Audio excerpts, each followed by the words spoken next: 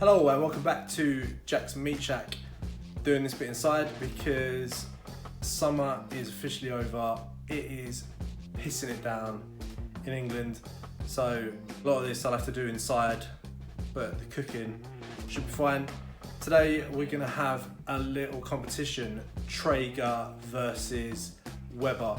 I've got 3 racks of ribs, 2 are pretty much similar size, 1 are really small, they're almost like baby backs. So what we're going to do is we're going to cook one of the big racks on the Weber kettle, because someone actually messaged the channel a couple of weeks ago and asked if I could show them how to do that.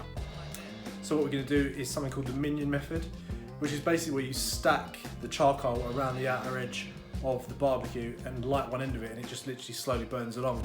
So one rack we're going to do on the Weber kettle, and the second rack we're going to do on the Traeger timberline. I'm going to do 3 different variations of rib. I'm going to do one dry without any sauce, just rub. I'm going to use mustard as a binder on one. I'm going to use mayo on a binder as a binder on another one. 3 different rubs. Just see how they come out. A little bit of friendly competition. So you'll see throughout the video, I'll talk you through it.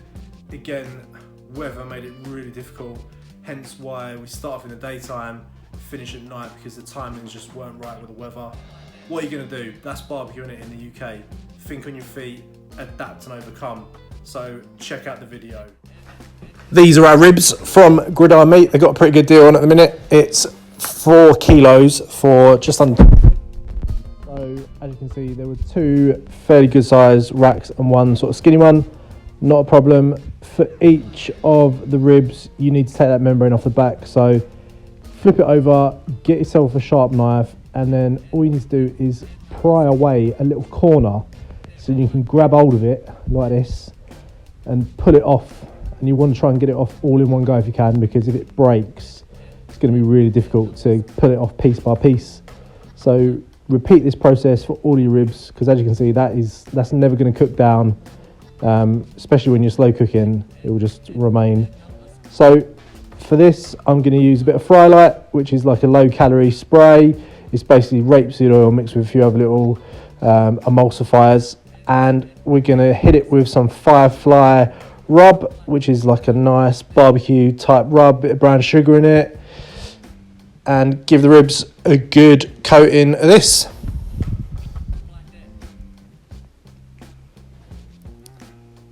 And that pretty much is your first rack done. We're just going to move this to one side and let the rub tack up nicely and do the rest. As I was saying, repeat the process. Knife in the corner underneath the membrane. Pull enough away so you can get a good grip of it, and then remove it all in one go if you can. Use a paper towel. If you can't get hold of it with your fingers, paper towel will help, and then you can pull it off in one hit.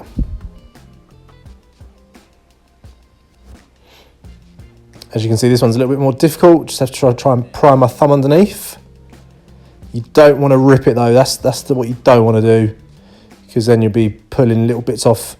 So all in one, and work down the rib in one motion. As you can see, like that. That's it. Exposes all the meat on the back.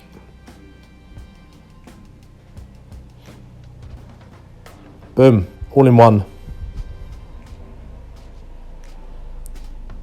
And then just a loose bit of fat there that I'm just going to get rid of, because that won't really be nice to eat. But yeah, as you can see, like for the money, pretty good for these ribs. So the smaller rack, which isn't going to be in the competition, just going to be my lunch for the week, we're going to use some sriracha mayo as a binder. I've seen sriracha used on steaks, mayonnaise based, so it should give you a nice crust on the ribs. They're going to be the dry ones. And good old Frank's mustard. No, not Frank's, French's mustard. Then you get your brush, coat the ribs.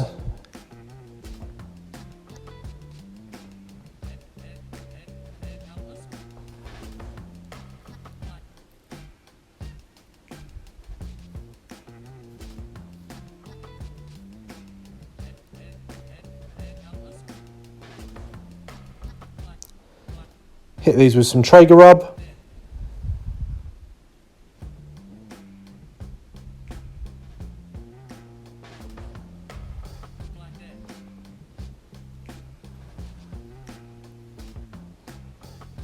And again, off to one side. Last but no means least,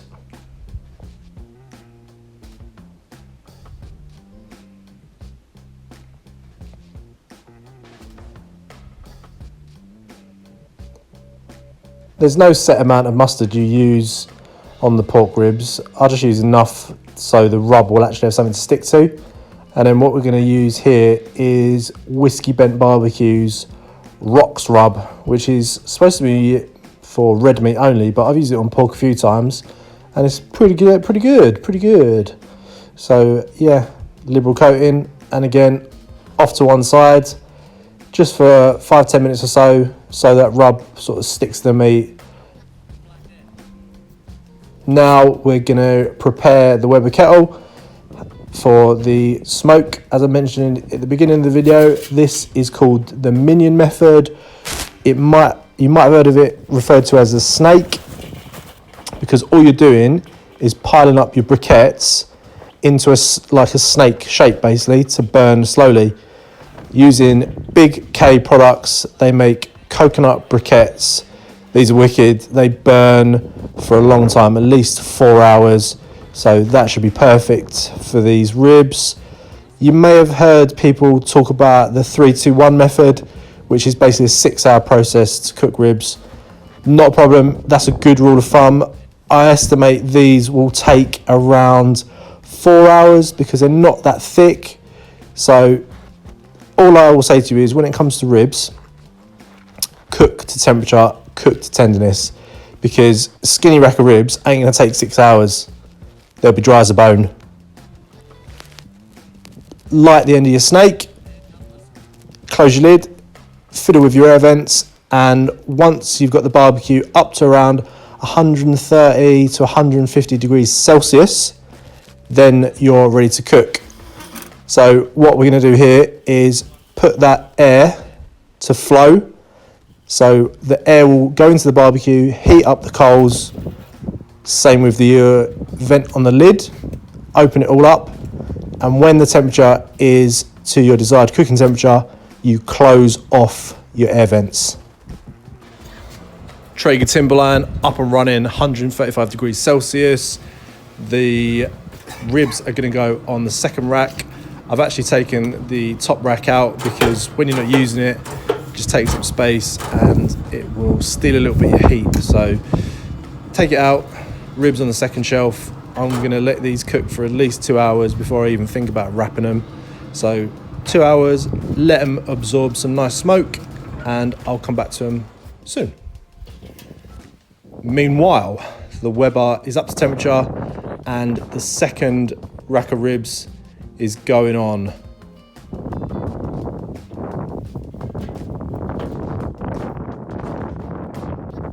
This is what I was talking about. The weather is not my friend today. Sideways rain, every direction. The Traeger will be fine. Little bit worried about the Weber because obviously there's holes in that lid. So if we get a lot of water, we might have to address that. But the rain has stopped, so it's time to check on the ribs that are on the Traeger. Just get rid of this torrential downpour. Good thing the Traegers are weatherproof. So there we go. About 2 hours in, they're picking up a nice bit of bark on the outside. The rack at the back is the one I use mustard on. The rack at the front I use sriracha. As you can see, big difference in thickness there. And after 2 hours, I'm gonna wrap both of these ribs. You can see we're starting to get a little bit of pullback now on the bones, especially at the rack at the front. And your meat only can absorb smoke for a certain amount of time. It will get to the point where it just won't take any more smoke. So now is a good time to wrap. 2 hours in, get yourself some kitchen foil and just wrap them up. You can pour liquid in if you want to help with the cooking process. Today, I'm not going to bother. Personal preference. You'll see at the ends that they do come out quite moist, even without pouring in any liquid. But yeah, personal preference. Second rack, as you can see, we've got a nice bit of bend in that now. That's a good sign that we're on the way to having these ribs cooked. And repeat the process. Nice bit of foil and wrap your ribs up in a little package. Obviously this might take a little bit more foil because it's a bigger rack. So once we wrap it once, I'll put a little bit more foil on the top.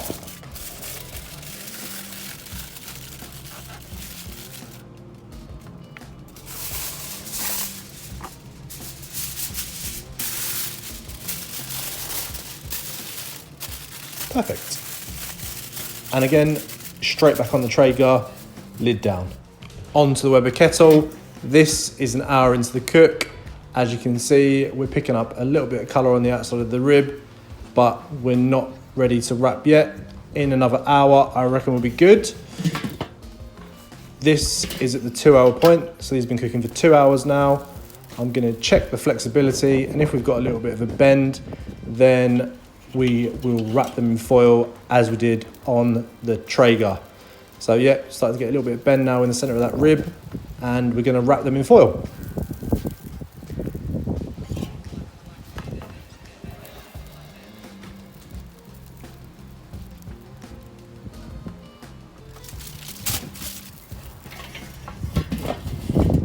Now, out of the interest of fairness, both racks are gonna be glazed with this bullseye whiskey barbecue sauce.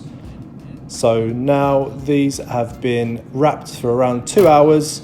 I've lost the light a little bit, so apologies, but all I'm gonna do is put a little bit of barbecue sauce on the top of these. Then they're gonna cook for a further 30 minutes, unwrapped, just to let that barbecue sauce form a nice crust on the outside of the rib.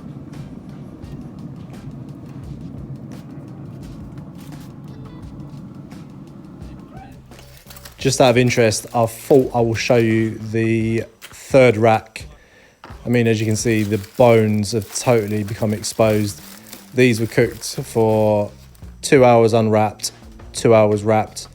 Didn't sauce them, but as you can see, it literally fallen apart. Look at that, just pull it out, clean bone. Managed to do it with all of them, amazing. Didn't wrap them, didn't sauce them, sorry. These are going to go in my lunch for the week. I've got a nice little bit of noodle. Chop them up, put them in with the noodles. Handsome.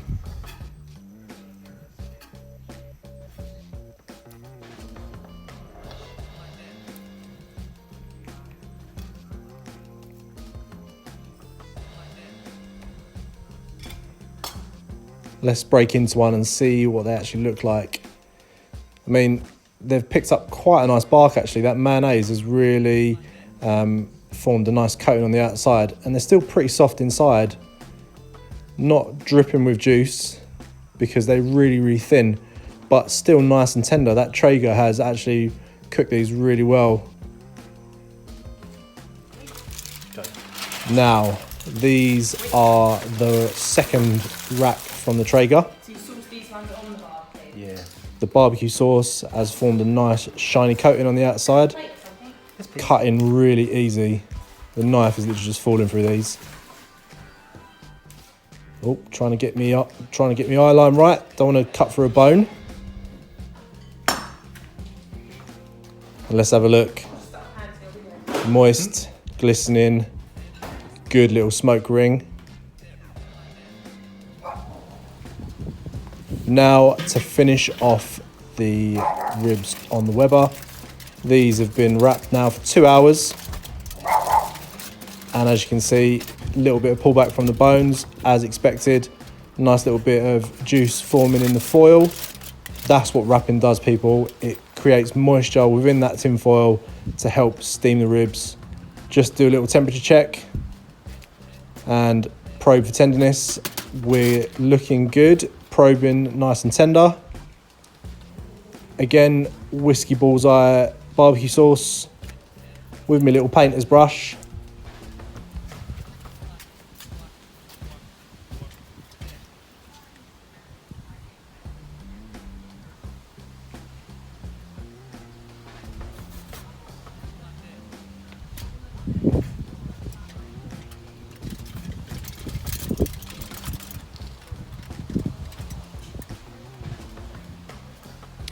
perfect. In fact, what I'm going to do for the last 30 minutes, I'm actually going to take them off of the foil just to help the barbecue sauce form up a little bit on the surface. Take this foil away and let them cook for a further 30 minutes. Gently does it, mind you. As you can see, these are bending quite nicely now, which is a good sign. We'll just get rid of some of that fat that's formed in the foil. Whew, little flame there. Hey. And then on with the lid.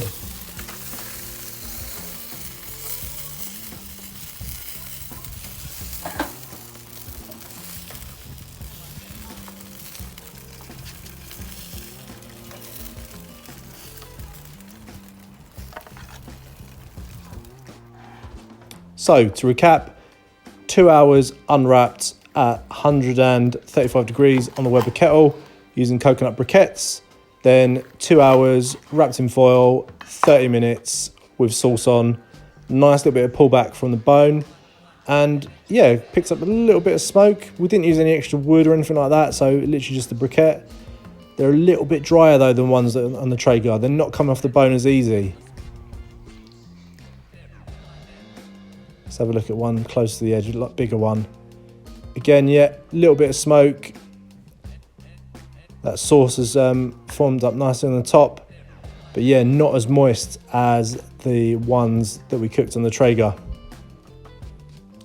But again, it could be the fact that we used a little bit of fry light on these that's made them go a little bit drier. Could be the rub, but altogether today, the Traeger has triumphed. The ribs that come off that, pretty much perfect. Even the smaller rack has cooked lovely. Thanks for joining me again today at Jack's Meat Shack. Don't forget to like and subscribe, and I'll be putting out videos like this every week. See you soon.